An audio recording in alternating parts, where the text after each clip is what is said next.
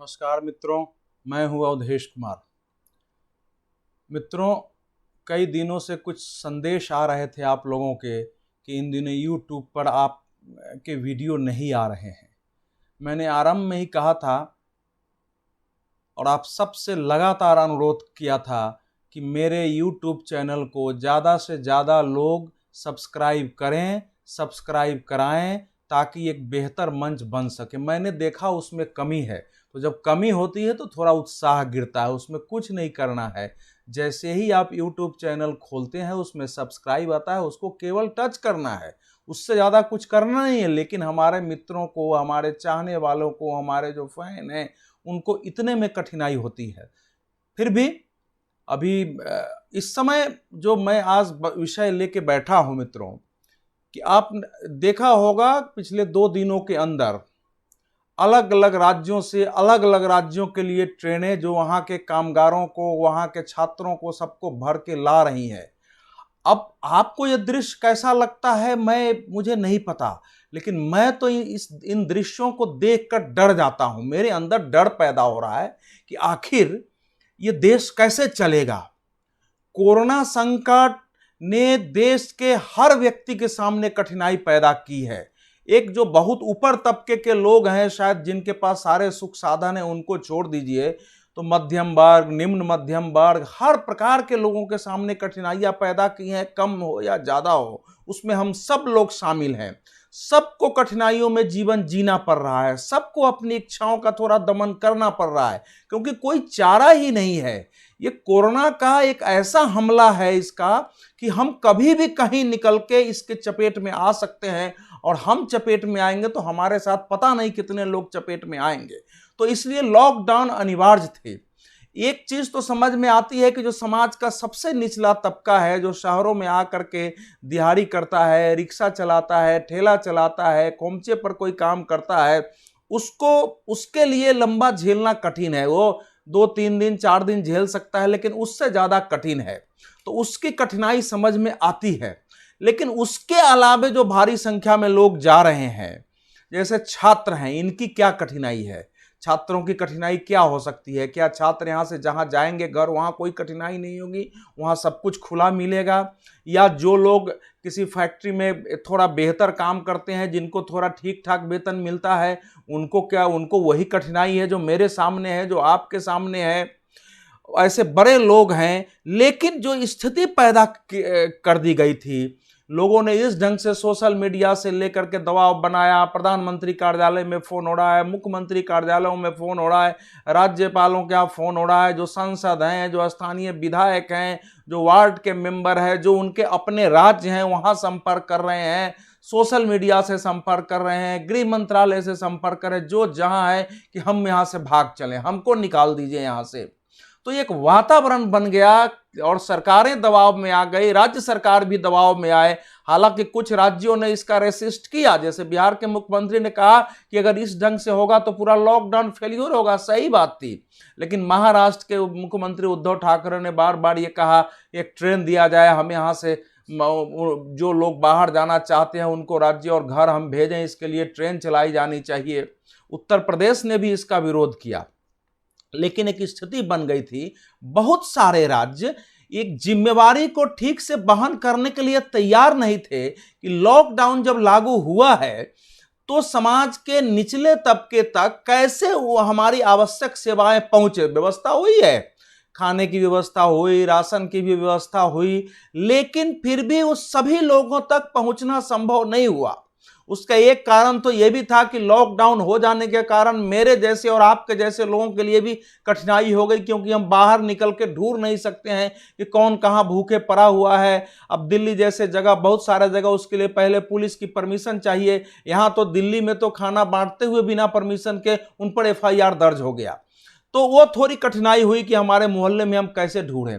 लेकिन ये सरकारों की जिम्मेवारी थी, स्थानीय प्रशासन की जिम्मेवारी थी, जिस शहर में है वहां के वार्ड मेंबर की जिम्मेवारी थी, विधायक की जिम्मेवारी थी, मंत्री की जिम्मेवारी थी, समाज कल्याण विभाग की जिम्मेवारी थी, स्थानीय प्रशासन की जिम्मेवारी थी। और ये सब जिम्मेवारी तब निभाते जब राज्य का उचित मार्ग निर्देश होता, कि हाँ कैसे पहुंचना है, क्योंकि मेरे पास अपने आप उदाहरण है। करना बेंगलुरु में कई लोग, बेंगलुरु में जम्मू कश्मीर के काफ़ी संख्या में लोग रहते हैं। अब मेरे वहाँ लेख छपते हैं जगह जगह, बहुत सारे लोगों ने फ़ोन रखा, मेरे को फ़ोन किया कि हम 15 कूली एक जगह फंसे हुए हैं। यहाँ हमारा जो है Mysore road satellite bus stop के पास हम रहते हैं और यहाँ हम फंसे हुए हैं। हमने बहुत कोशिश की कि हमको निकाल दिया जाए, हमारे पास न कोई खाना पहुँच रहा है, न कोई पूछने पहुँच रहा है। तो ये मैंने हालांकि मुख्यमंत्री को भी ट्वीट किया, जो मेरे परिचित थे उनसे बात की, ट्वीट किया, सब लोगों ने कहा कि उनसे तुरंत संपर्क किया जाए। मैंने जिन्होंने मुझे दिया था, फ़ोन किया था, उनका नंबर भी मैंने डाला, लेकिन जब मैंने पता किया तो 4 दिनों तक वहाँ कोई नहीं पहुँचा। वो वैसे ही आरक्षित, बगैर पीठ पर किसी के हाथ धरे हुए, बगैर सेवा के, बगैर अपने दो सरकारी संरक्षण के वहाँ वो पड़े हुए रहे। तो ऐसी स्थितियां दूसरे जगह भी हुई हैं। तो जो लोग जा रहे हैं, मैं इनको मानता हूं कि ये राज्य सरकारों की ये शर्मनाक विफलता है। इसको ये है। दूसरी बात जो मैं कहना चाह रहा हूं कि कुछ राज्यों ने पिंड छुड़ाने की भी कोशिश की। मैं उदाहरण के लिए एक उदाहरण राजस्थान का देता हूं। कोटा में, वहां कोटा शिक्षा का हब बना हुआ है। राजस्थान के लोगों को व्यापक पैमाने पर वहाँ से रोजगार मिलता है। वहाँ कोटा में चाहे वो घर के किराए के रूप में हो, होटल के रूप में हो, मेस के रूप में हो, भारी संख्या में वहाँ वो शहर एक प्रकार से मेट्रोपॉलिटन की तरह होता जा रहा है और उसमें वो शिक्षा हब का बहुत बड़ा योगदान है। सरकार को उससे मोटे टैक्स मिलते हैं। लेकिन जब छात्र वहाँ परेशान हुए, मान लीजिए छात्रों को एक स्वतंत्र रूप से रहने और पढ़ने की एकाएक पढ़ाई बंद हो गई, इंस्टीट्यूट बंद हो गए, कोचिंग्स बंद हो गए, कॉलेजेस बंद हो गए, तो उनको समस्याएं हुई। हालांकि ये समस्या ऐसी नहीं थी कि भाग चलो घर, क्योंकि लॉकडाउन जो है वो सारे छात्र पढ़े लिखे हैं, उनकी समझ में थी कि बाहर निकलने से हमारे जान को जोखिम हो सकता है, हमारे साथ दूसरे को जोखिम हो सकता है। लेकिन अगर उनको परेशानी हुई और वो जगह जगह जाना चाहे, तो क्या राज्य सरकार का दायित्व तो नहीं था कि उनके अफसर, उनके अधिकारी, कुछ नेता उन छात्रों तक पहुंचते, उनका काउंसलिंग की जाती, उनकी व्यवस्था में कहाँ क्या कमी है थोड़ी बहुत दूर रखने की कोशिश होती, उनको समझाया जाता कि आपकी पीठ पर हमारा हाथ है, आप घबराएं नहीं, लॉकडाउन लंबा नहीं है।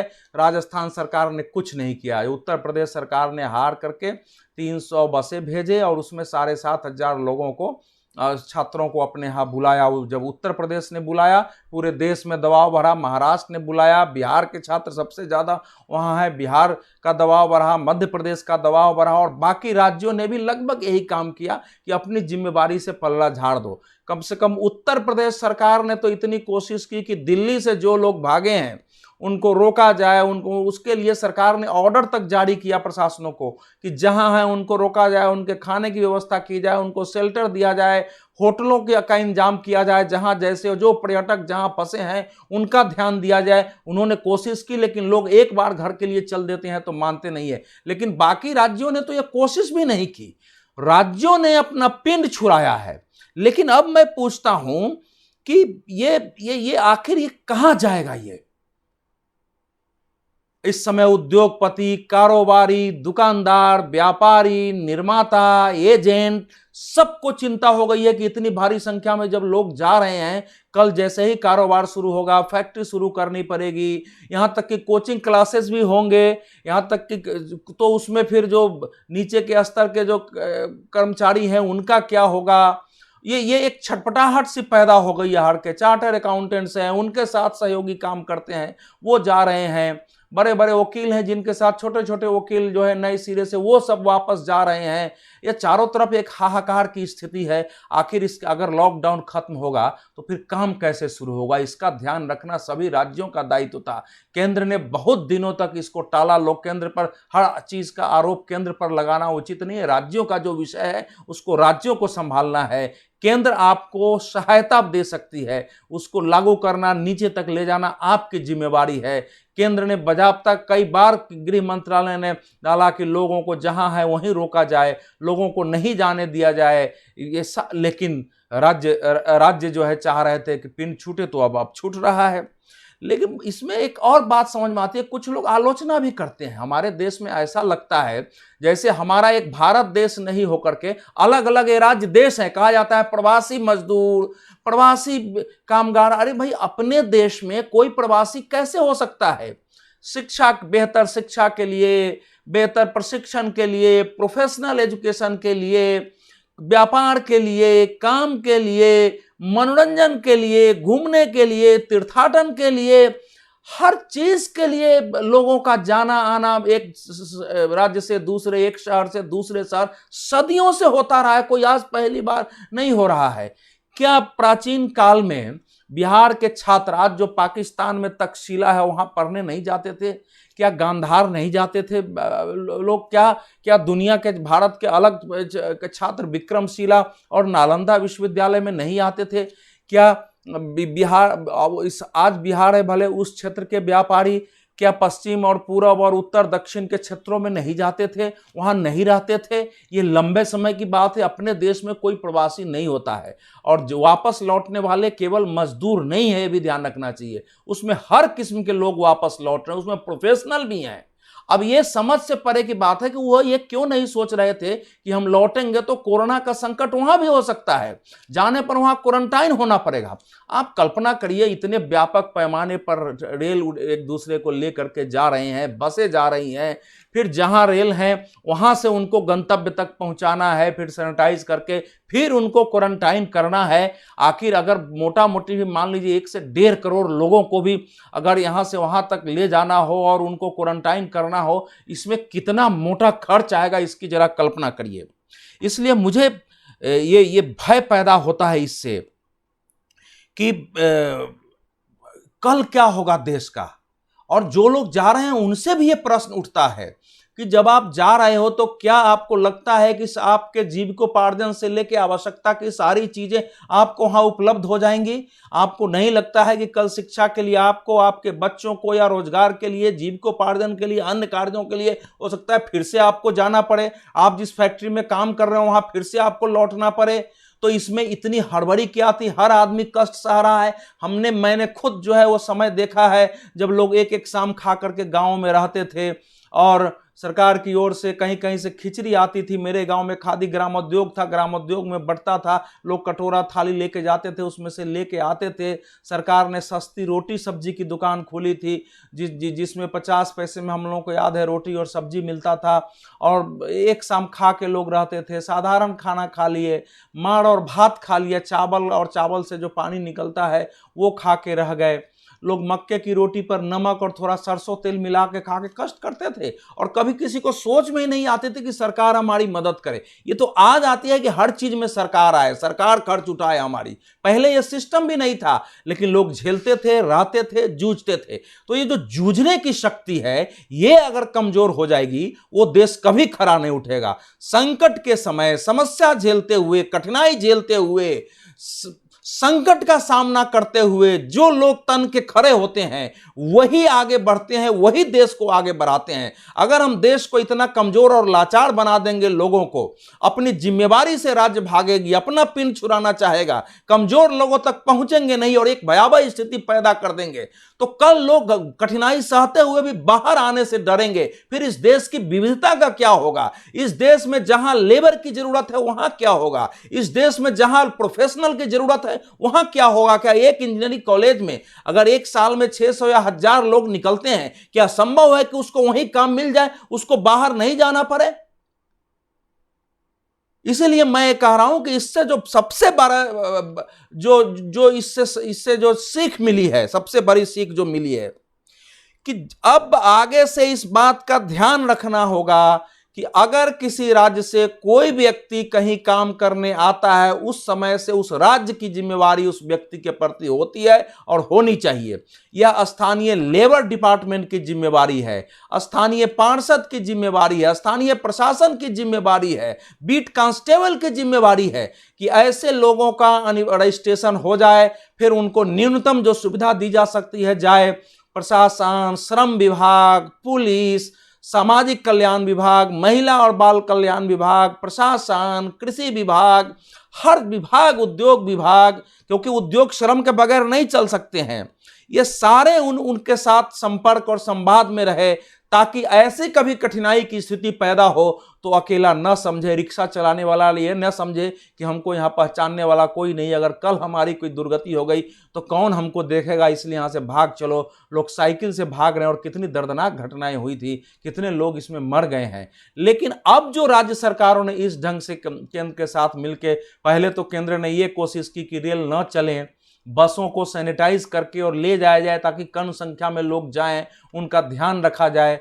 लेकिन जब राज्य नहीं माने तो अंततः ट्रेनों को परमिशन दी गई है। अब ट्रेन सैनिटाइज हो रहे हैं, लोगों का कोई स्क्रूटिनी हो रही है कि कहीं इनमें लक्षण तो नहीं है। लेकिन आप जानते हैं कई बार जब भीड़ होती है तो स्वास्थ्य कर्मियों के लिए भी एक एक आदमी का स्वास्थ्य परीक्षण करना संभव नहीं होता है। इसलिए हम नहीं कह सकते हैं कि जो लोग इसमें जा रहे हैं उसमें कोई कोरोना का कैरियर नहीं हो सकता है, जिससे कोरोना का प्रसार नहीं हो सकता है। तो इस मायने में भी ये डरावना है। दूसरा कि जिन राज्यों में कोरोना का प्रकोप है वहां लोग जा रहे हैं, उनके जाने के बाद क्या स्थिति हो सकती है कल्पना करिए, कैसे उनको घर तक पहुंचाना, कैसे उनको क्वारंटाइन रखना। तो ये दूसरा भय पैदा करता है। तीसरा भय यह पैदा करता है कि अगर ये महसूस हो गया कि भैया भविष्य में हमारे देखने वाला कोई नहीं है, और लोग और जो कम से कम काम करने वाले मजदूर तबकों को ही मैं उदाहरण के लिए कह रहा हूं, अगर वो बाहर निकलने के लिए तैयार नहीं हुआ तो क्या होगा। हम भी चाहते हैं कि ज़्यादा से ज़्यादा लोगों को, जो वहाँ के स्थानीय संसाधन है, स्थानीय परंपराएं, स्थानीय कला कौशल है, स्थानीय शिल्प कला है, जो वहाँ की परंपरागत जो कारीगरी है, उन सबको विकसित करके उनको स्थानीय स्थिति पर रोजगार मिले, वहां उनको स्वास्थ्य के, बच्चों के शिक्षा का साधन मिले, ताकि ज्यादा से ज्यादा लोगों को बाहर न जाना पड़े। लेकिन 100% कहीं संभव नहीं है कि केवल स्थानीयता के आधार पर जीवन चला जाए। बाहर भी उन लोगों की आवश्यकता है और वो चाहिए अगर इस देश को, क्योंकि कुछ चीजें एक जगह पैदा होती है लेकिन उसका उपयोग दूसरी जगह होता है। कुछ सामान एक जगह बनता है, जैसे बनारसी साड़ी बनारस में बनता है, वो बिकता पूरे देश में है। ऐसे अनेक सामान है देश में जो कि कहीं बनता है, उसका उपयोग कहीं और होता है। तो इस नाते संपूर्ण देश हमारा है, ये जुड़ा हुआ है। तो ये बड़ी सीख इससे मिली है। और राज्यों को भी, उन राज्यों को भी जहां से लोग जा रहे हैं, बैठ करके इस पर मंथन करना चाहिए कि जब ये लॉकडाउन खत्म होगा, क्योंकि आज न कल इसको खत्म होना है, उसके बाद उन लोगों को हम किस मुंह से और कैसे बुलाएं और क्या वायदा करें, कैसे सिस्टम खड़ा करें ताकि भविष्य में समस्या नहीं हो। लेकिन फिर भी मेरे लिए ये डर पैदा करने वाली स्थिति है, ये होनी नहीं चाहिए थी। इसमें कड़ाई बरती जानी चाहिए थी। जिनको कठिनाई है उनकी कठिनाई को दूर करने की कोशिश होनी चाहिए थी, जो नहीं की गई। मोटा मोटी अच्छी, अब कम या ज्यादातर राज्य सरकारें इसमें सभी व्यक्तियों तक पहुंचने में विफल रही हैं। राजनीतिक पार्टियां विफल रही है, स्थानीय प्रशासन विफल रहा है, क्योंकि इसमें किसी की जिम्मेवारी तय नहीं हुई थी। राज्य सरकार ने जिम्मेवारी तय नहीं की। तो अंत में जो मैं आप सबसे कहना चाहता हूं कि जो जहां है वो इस बात को फैलाएं और ध्यान रखें कि ये देश हमारा है, हर जगह हमको जाना है। इस देश में कोई प्रवासी नहीं है। अगर कल देश में उद्योग बंद हो गए, मजदूरों के अभाव में, कर्मचारियों के अभाव में, अगर कागजी काम उद्योगों के कारोबार के ठीक से नहीं हुए, जो चार्टर अकाउंटेंसी के जो सेंटर्स हैं वहां उनके लोग नहीं मिले, क्या होगा इस देश का। तो इसीलिए शिल्पकार नहीं मिले, कलाकार नहीं मिले, छोटे मोटे चले गए, रिक्शा चलाने वाले नहीं मिले, ठेला चलाने वाले, सब्जी बेचने वाले, फल बेचने वाले, सफाई करने वाले, ये सब जीवन के अनिवार्य अंग है। ड्राइवर्स, ये सब जीवन के अनिवार्य अंग है। इसलिए बहुत जरूरी है कि इस प्रकार से कि पुनरावृत्ति नहीं हो। जितने लोग चले गए हैं, अभी भी कोशिश हो कि जितने को रोक सकते हैं उतने को रोके। धन्यवाद, नमस्कार। फिर आपसे मिलूंगा, लेकिन फिर कहता हूं मेरे चैनल को सब्सक्राइब जरूर करिए अगर आपको मेरे कंटेंट पसंद आते हैं।